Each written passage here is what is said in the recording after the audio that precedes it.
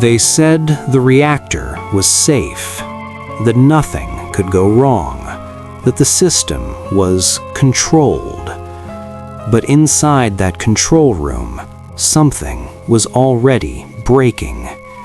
The alarms didn't make sense, the readings didn't match, and the men inside didn't realize they were seconds away from something irreversible. When it exploded, they didn't even know it had happened. The question is, how do you lose control of something you were told could never fail? What they didn't realize was that the reactor was already unstable. The safety systems they trusted had been quietly disabled. And in less than an hour, they would trigger a chain reaction they couldn't stop. But here's what makes this worse. This wasn't a mistake. They were warned. April 26, 1986. In the Soviet Union, nuclear power wasn't just energy. It was pride. Proof that their system worked, that their technology was superior, that they had mastered the atom. The reactor at Chernobyl, Reactor No. 4, was supposed to be one of the safest ever built. The workers who ran it were trained. The engineers trusted the design. The government trusted the engineers. But that night, they weren't running a normal operation. They were running a test, a safety test, to see if the reactor could power its own emergency cooling systems during a blackout. It sounds responsible. It sounds like precaution. But this test had already been attempted twice before, and both times it had failed.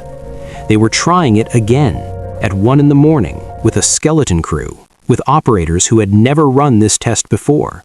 And nobody, not one person in that building, stopped to ask whether this was a good idea. This test required reducing reactor power. Slowly, carefully. But something went wrong. The reactor dropped too low. Way too low. At that power level, the reactor became poisoned by its own byproducts. It was fighting itself. This is where they should have stopped. Every protocol said, stop. Every training said, stop. But they didn't, because stopping meant admitting failure. And in the Soviet system, failure wasn't acceptable. So they kept going. They pulled out the control rods manually, the very rods designed to keep the reaction stable. They disabled automatic safety systems. They overrode emergency shutdown procedures. Piece by piece, they dismantled every protection standing between them and disaster. And the man who gave the order? He wasn't even a nuclear engineer. He was a deputy chief engineer on his second day managing this kind of test. He pushed forward because someone above him had already decided the test would happen tonight. And the reactor, now barely under control, began to build. 1:23 a.m. The test begins. The reactor surges. Power spikes, not slowly, instantly. In seconds, the reactor goes from barely running to 100 times its maximum safe output. 100 times. Fuel rods shatter from the heat. Steam pressure builds inside the reactor.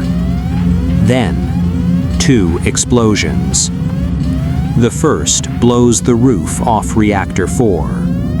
3,000 tons of concrete and steel launched into the night sky. The second releases a fireball visible for miles.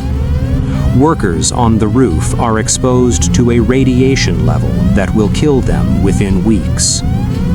Inside the control room, the operators stare at their instruments. The readings don't make sense because the instruments were never designed to read this high. One operator reports the reactor is destroyed. His supervisor tells him that's impossible. The reactor core is open to the sky, and it is burning. But the worst part wasn't the explosion. It was what came after. The Soviet government told the people of Pripyat, the city of 50,000 people living just 3 kilometers away, nothing for 36 hours. Children went to school that morning. Families walked to the market. People went to work under a sky filled with invisible radiation they couldn't see, couldn't smell, couldn't feel. Not yet. When the evacuation finally came, they were told it would be temporary. Take 3 days of clothes. You'll be back soon. They were never allowed to return. The Soviet government spent days telling the world everything was under control. It wasn't.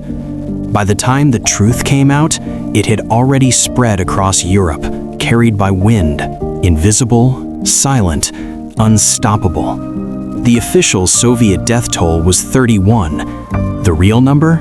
Still debated today. Some estimates run into the tens of thousands. Some disasters are accidents, but Chernobyl wasn't just a mechanical failure. It was a system built on pride, built on secrecy, built on the idea that admitting a problem was more dangerous than hiding it. The reactor exploded, but the decision to keep going, that was made by people. And decisions can always be made differently. If this story moved you, share it with someone who needs to hear it. And if you want more stories about the decisions that changed history, you know what to do. If this story moved you, share it with someone who needs to hear it. And if you want more stories about the decisions that changed history, you know what to do.